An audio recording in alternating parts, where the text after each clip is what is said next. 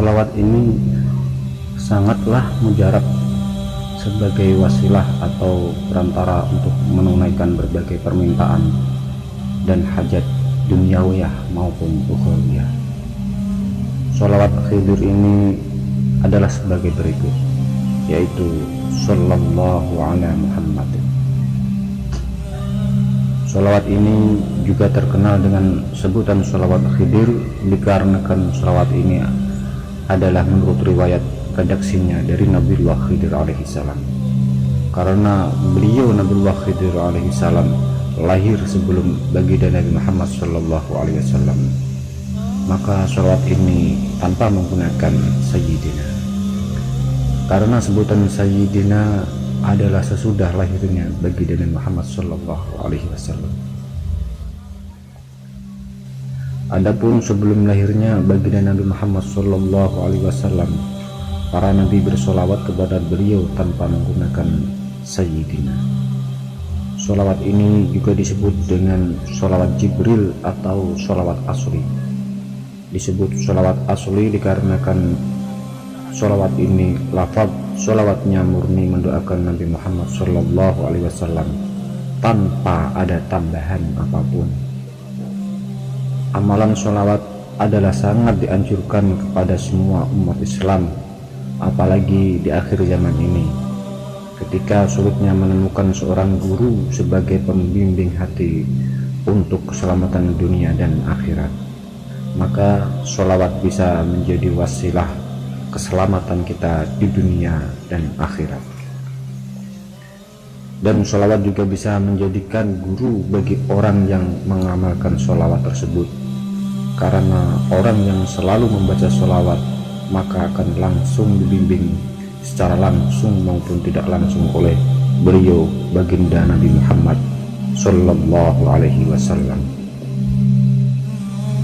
Sholawat Khidir ini mempunyai banyak faedah dan manfaat, diantaranya adalah untuk wasilah terkabulnya hajat.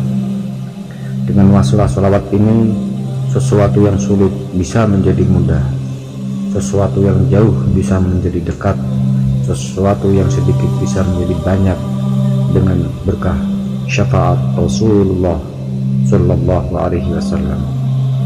Karena syafaat Rasulullah sallallahu alaihi wasallam juga bisa kita pinta di dunia ini. Sebelum mengamalkan sholawat ini, pertama hendaklah kita berkeyakinan di dalam hati bahwa Allah pasti memberi ijabah terhadap apa yang akan kita minta, karena salah satu syarat terkabulnya doa adalah yakin kepada Allah.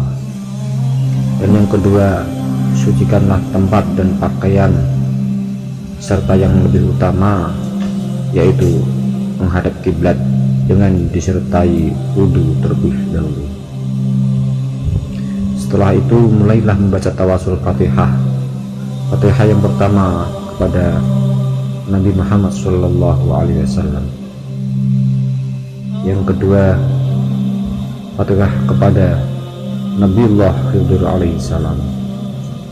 Yang ketiga, Fatihah kepada orang yang memberi ijazah.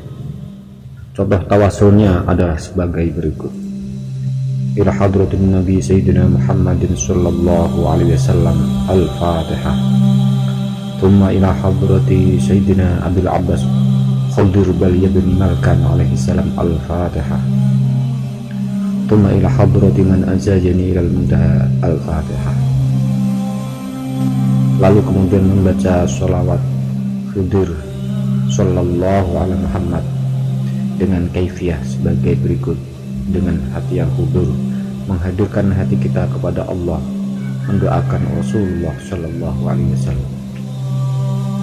Dan jika kita mempunyai hajat atau keperluan yang besar dan mendesak, maka amalkanlah sholawat ini, yaitu sallallahu ala Muhammad.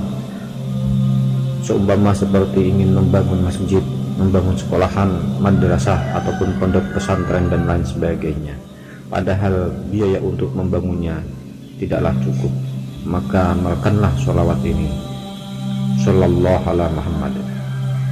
Insya Allah apa yang akan kita hajatkan diberi ijabah oleh Allah Subhanahu wa Ta'ala.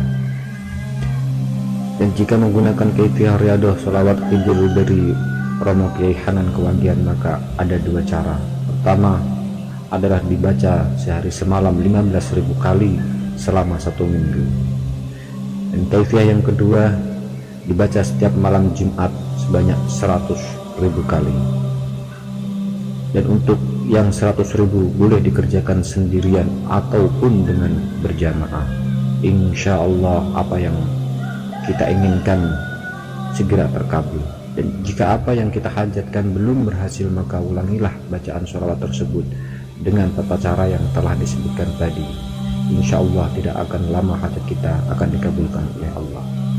Semoga kita termasuk menjadi orang-orang yang selamat dunia dan akhiratnya, dan termasuk orang yang cinta kepada baginda Rasulullah Shallallahu Alaihi Wasallam berkumpul nanti di akhirat.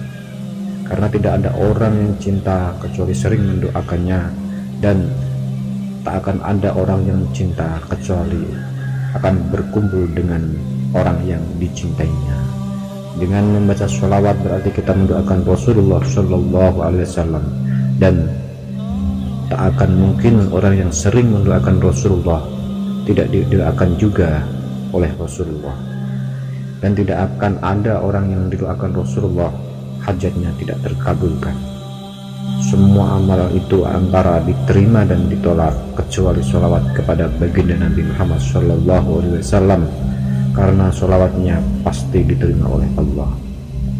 Dan jangan lupa dalam membaca sholawat berniat untuk mencari ridha Allah dan syafaat Rasulullah Shallallahu Alaihi Wasallam di dunia dan akhirat, karena tak ada nikmat yang lebih agung selain mendapat ridha Allah dan Rasulullah Shallallahu Alaihi Wasallam.